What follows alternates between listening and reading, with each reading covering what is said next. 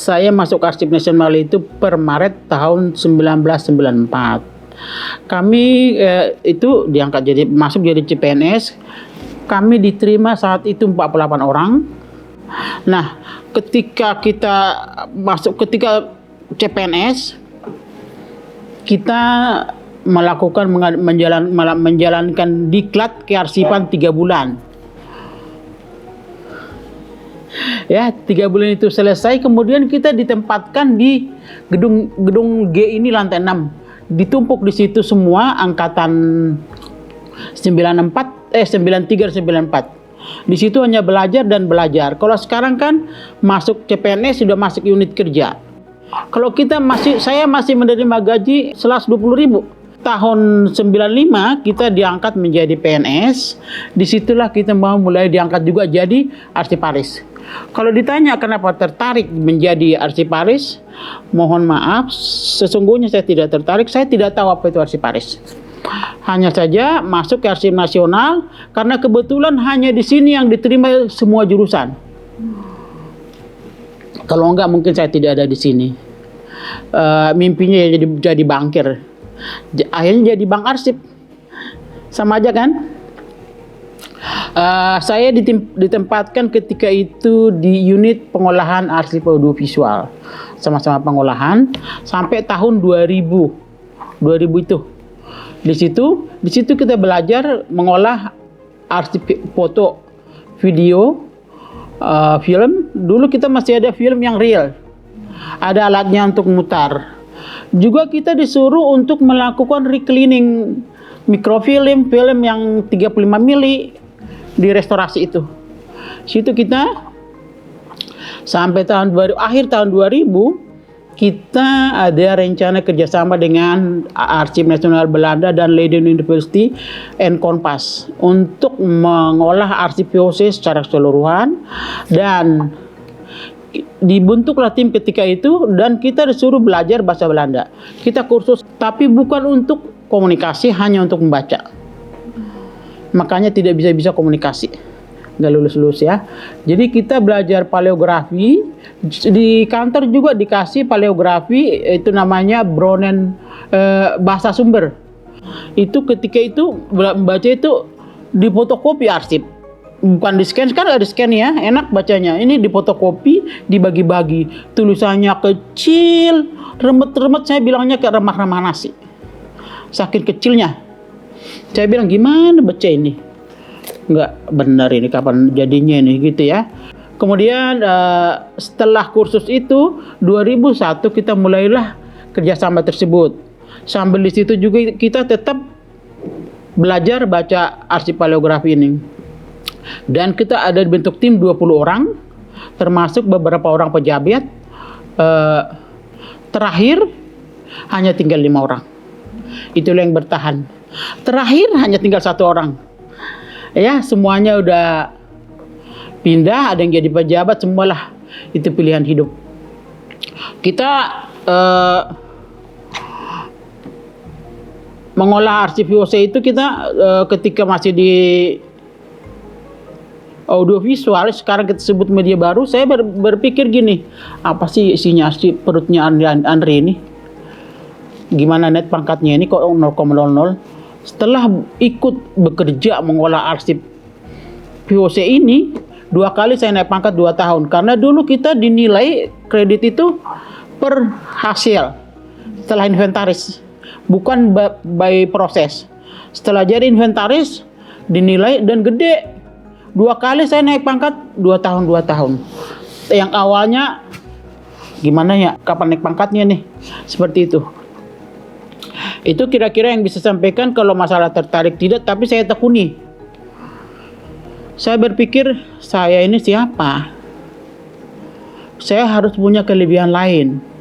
Maka saya tekuni setiap minimal sehari itu satu paragraf.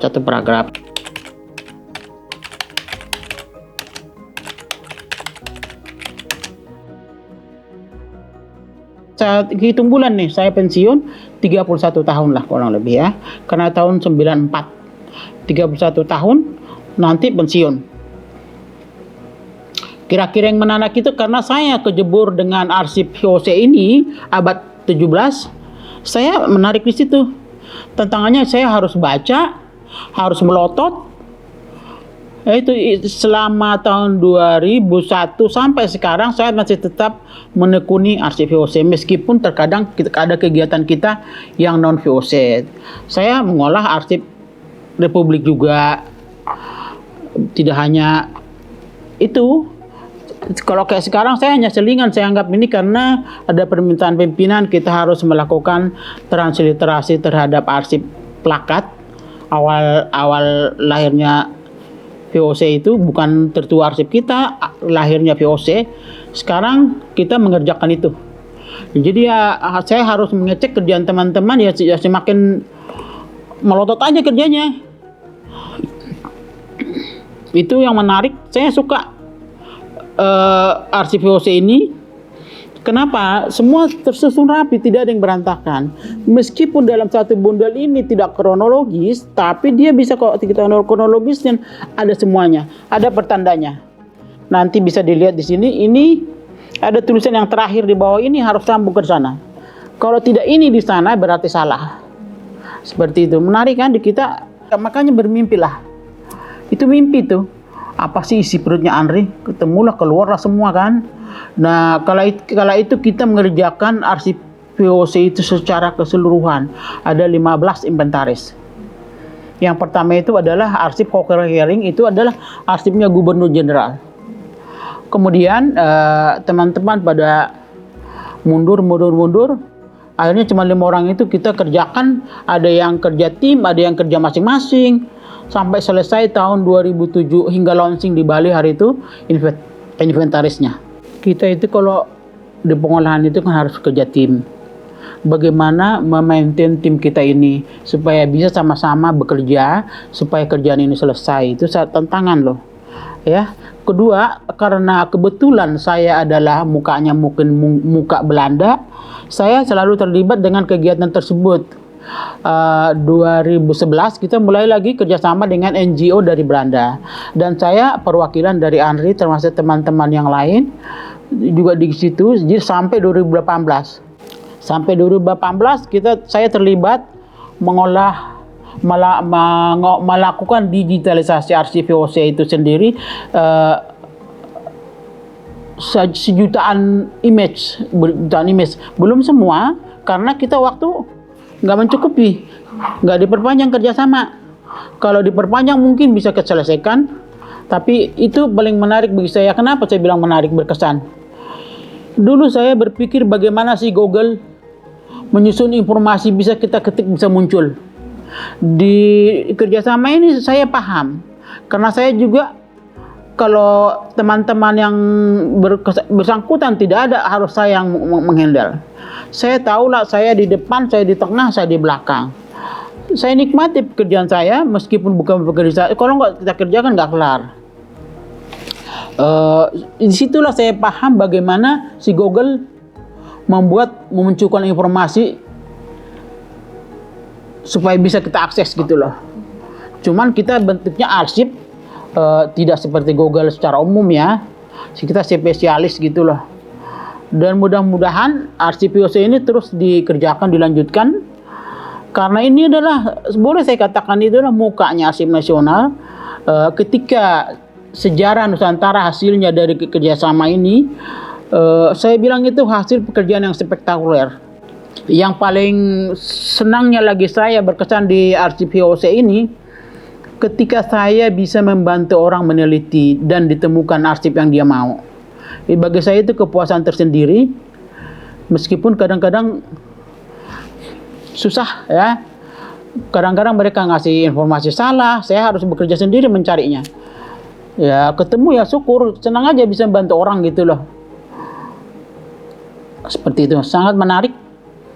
Dengan melihat tulisannya aja udah nggak tahu dia ngomongnya. Kalau masih kayak gini masih bisa dibaca, tapi yang parah itu adalah korosi, blur, pecah. Tulisannya ini tengah-tengahnya ini retak. Kita harus bisa membaca. Makanya harus tahu kata-kata yang tertera di situ. Di situlah kita kayak belajar baca.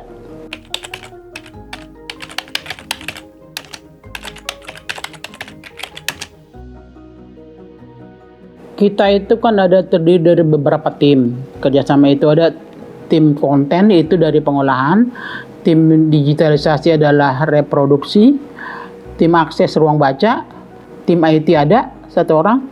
Nah, tim konten ini mengurus data, melakukan baca ini, membuat halamannya yang baru, melototin data di sini. Tidak semua orang betah mengurusin ini. Ada satu anak saya itu, aku nggak tahan kak kayak gini kak. Maunya apa? Saya nggak maksa, karena nanti nggak berhasil.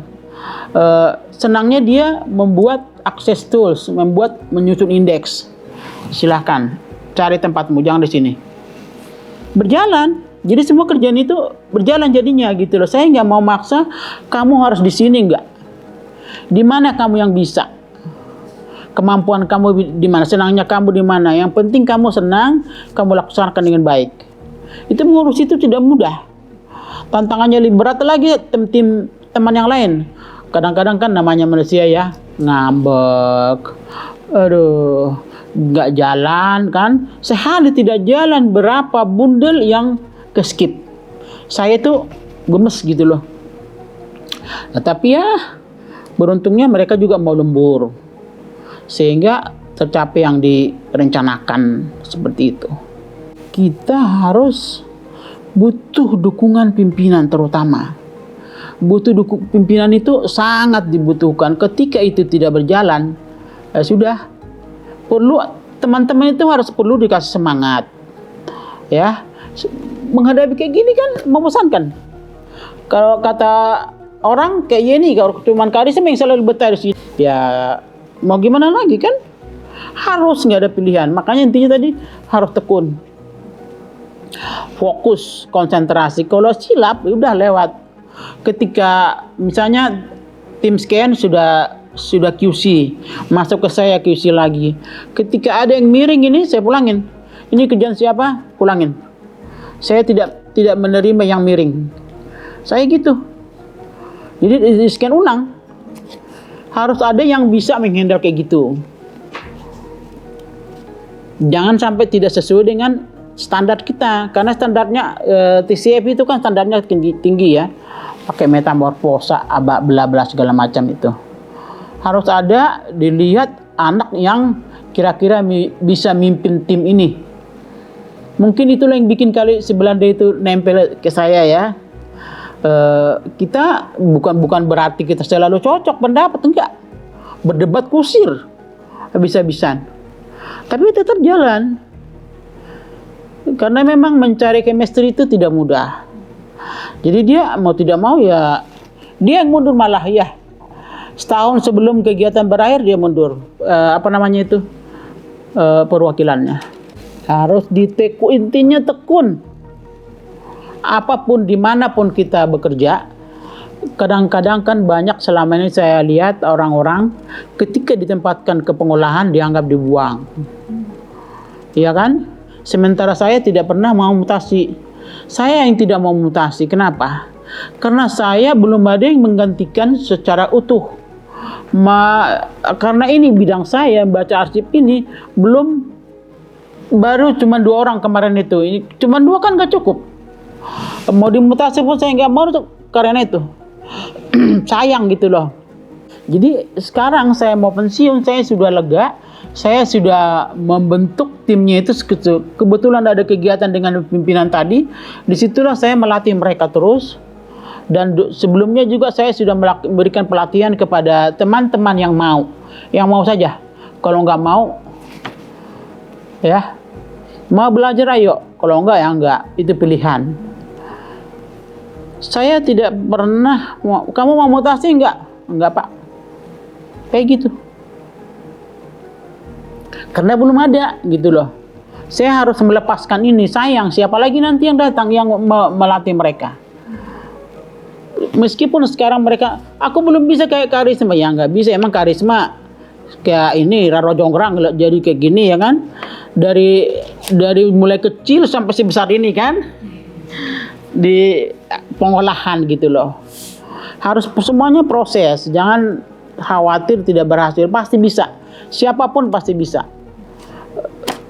Mau nggak? Sekarang mereka sudah ada dasarnya, bagaimana supaya lebih baik, tinggal bagaimana mereka mengimprove diri masing-masing, melatih diri masing-masing. Itu bukan tugas saya lagi. Memberikan dasar itu sudah saya berikan.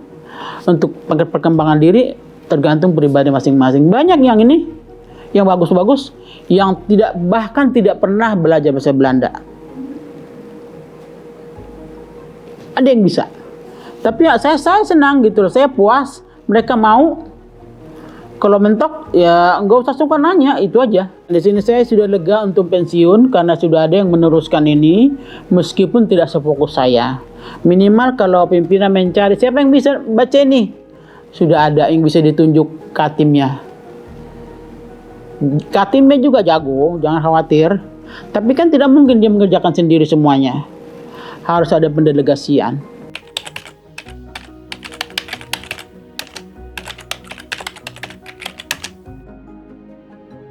Saya tidak ambil pusing apa kata dunia. Yang penting saya tetap fokus. Saya mau jadi apa? Tujuan kita apa? Gitu loh. Anda mau jadi dokter umum atau mau spesialis? Saya tidak mau dokter umum. Saya mau spesialis. Saya tekuni gitu loh. Apa istilahnya? Ulet ya. Tekuni. Fokus dan konsentrasi. Jangan pernah merasa dibuang kalau ditempatkan ke pengolahan. Berbahagialah kalau bisa ke pengolahan. Di situ kita belajar banyak. Ya. Kalau udah lulus dari pengolahan, yakin saya kemanapun pasti bisa. Saya jamin itu. Ketika teman-teman yang sudah kira-kira bisa dimutasi, saya itu paling komplain. Tunggu sebentar lagi lah. Saya yang dan ternyata sebenarnya nggak mau. Masih suka di pengolahan. Ketika ini harus dipikirkan, ketika seseorang masih betah di pengolahan, biarkan aja. Karena tidak semua orang mau ke pengolahan. Itu bersyukur kalau ada orang yang mau ke pengolahan. Nggak ada, nggak semua orang. Ketika dilemparkan si ke pengolahan, mukanya layu. Kenapa loh? Kan? Ya mungkin manusia langka kayak gue nggak pernah mau keluar dari pengolahan.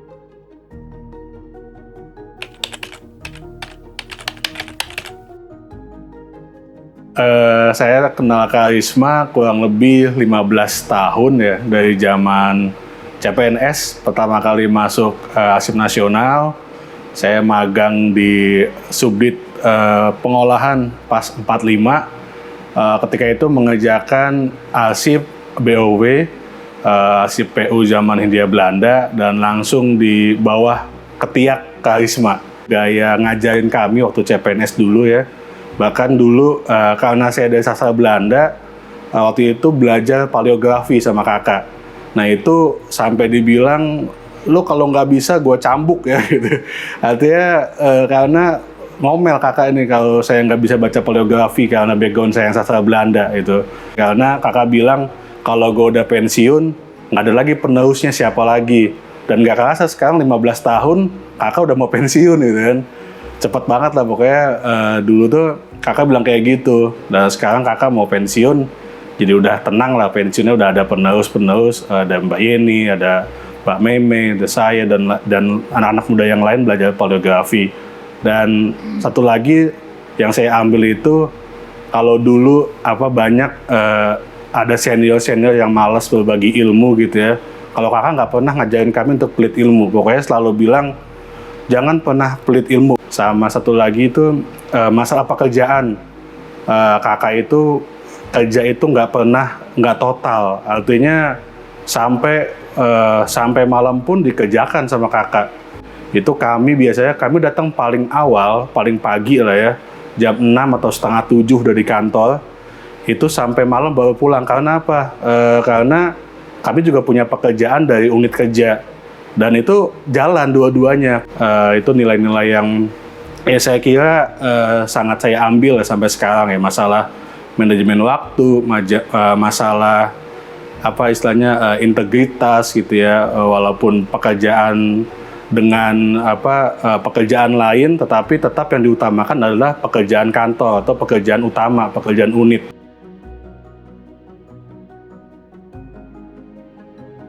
Pertama kali kenal Karisma itu pas banget pas saya itu masuk ke ANRI tahun 2011 gitu. Waktu awal masuk CPNS, kemudian di magang di Direktorat Pengolahan. Kalau dikenang dari kakak itu sebenarnya satu ya, kakak itu kalau kelihatan orang tuh kalau dilihat orang mungkin kelihatannya galak gitu ya, tapi sebenarnya ya mungkin galak juga sih iya gitu, tapi sebenarnya kakak itu tuh lebih ke tegas ya, tegas tapi tetap sih hatinya menurut saya itu baik gitu ya.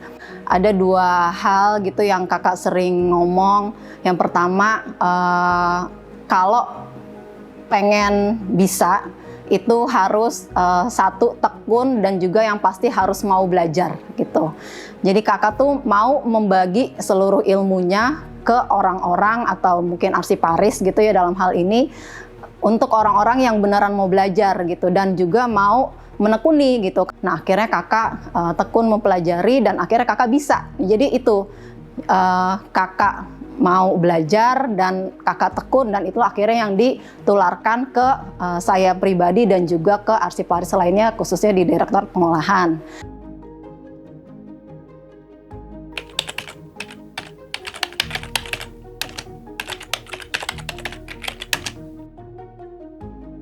Terus belajar ya sampai kakek nenek apalagi masih aktif, terus belajar. Jangan sungkan bertanya kepada yang mengetahuinya. Nggak dianggap bodoh kalau bertanya. Justru karena orang pintar yang mau bertanya. Yang tidak bertanya itu adalah orang bodoh. Itu kalau bagi saya. Jangan sungkan bertanya. Misalnya mau bertanya, apa sih baca ini? Kalau nggak tahu ya skip. Tunggu nanti yang bisa baca. Kalau nggak ditanya mana tahu. Tekun itu ketekunan.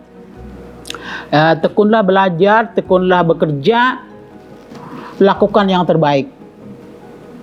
Saya selalu mengingatkan kepada anak asuh saya bilang ya, jangan pernah berbicara tentang uang sebelum kamu bekerja. Lakukan yang terbaik, uang akan mengikutimu. Siapa sih nggak butuh duit? Tapi jangan ngomong uang dulu gitu loh. Banyak orang kayak gitu kan, nggak ada duitnya nggak mau kerja. Bekerja dulu deh, lakukan dulu sejauh mana kamu bisa. Uang itu akan mengikuti. Saya merasakan itu gitu loh. Kalau mantan anak asuh gue ngomong kayak gitu langsung ku kick out. Jangan sebut nama gue di depan orang bahwa kamu pernah bekerja dengan saya. Malu kan kalau ngomong belum kerja udah ngomongin uang. Jadi bekerja dulu deh, lakukan yang terbaik, jangan banyak ngeluh. Bekerja dan belajar. Arsip itu harus belajar. Karena berkembang ilmu kearsipan berkembang. Ada mau ke orientasi mana kita? Kan banyak kiblat-kiblatnya. Fokus salah satu nggak masalah, nggak mesti semua tahu. Emang kita apaan? Ya, belajarlah tekun. Ada kesempatan diambil. Misalnya ada kesempatan sekolah, ada kesempatan kursus. Jangan pernah ke saya dulu khusus bahasa Jawa kuno. Saya ikut. Saya kan orang Batak. Bahasa Batak aja, tulisan Batak aja saya nggak tahu. Karena nggak pernah belajar. Ada kesempatan ambil. Dan terbaik. Itu yang harus kamu catat. Terbaik ketika kursus. Ketika masuk ke terjemahan saya mundur. Nggak apa-apa Kak, ikut aja nanti kita bantu. Kalau udah minta tolong bukan saya lagi. Yang saya mau kan saya bisa sendiri gitu loh. Kalau nyoba nyontek ya. Ketika ada Arab Melayu saya tidak diterima lagi. Lo mulu gitu kali ya. Di Arab bahasa Jawa saya terbaik. Terbaik dalam arti karena bukan rasnya. Ya kan? Belajar ono coroko itu. Aduh. Taling tarung. Ini orang Jawa di sini tahu nggak tulisan Jawa? Nggak yakin saya. Sampai saya dibilang Batak murtad. Karena terbaik di tulisan itu. 2 minggu belajar. Menghalap. Kan ada 20 apa aksara itu ya. Menghafal yang 20 ini sampai 2 minggu saya. Oh, nanti rokok, sampai kayak gini-gini. Pas libur kesempatan belajar. Pas masuk lagi langsung disuruh baca. Bahasanya gayanya kayak ke saya juga, pelototin. Berapa menit? Ada yang mau coba nggak? Nggak ada yang mau. Nunjuk. Bu Risma mau nggak? Berani nggak? Kenapa nggak berani, Bu? Kan ada ibu, saya gituin. Ya bisa loh. Bisa. Nah, kalau kita mau, pasti bisa. Jangan khawatir. Kalau nggak bisa, nggak apa-apa, belajar lagi. Intinya kan belajar dan belajar. Hidup itu kan sepanjang hidup belajar. Nggak ada berhenti belajar. Masak aja belajar terus, sampai kena minyak. Ya kan? Semoga Andri sepeninggal saya semakin jaya, sukses. Setiap kesempatan diambil, terkhusus kalau ada kerjasama. Enak banget loh kalau kita menangkap kerjasama itu terus Belanda, karena itu kiblat kita ya. Kerjaan kita cepat selesai, bisa diakses. Sayang kalau nggak diambil. Dan diberikanlah kesempatan belajar kepada yang muda-muda, mumpung lagi ada waktu dan kesempatan.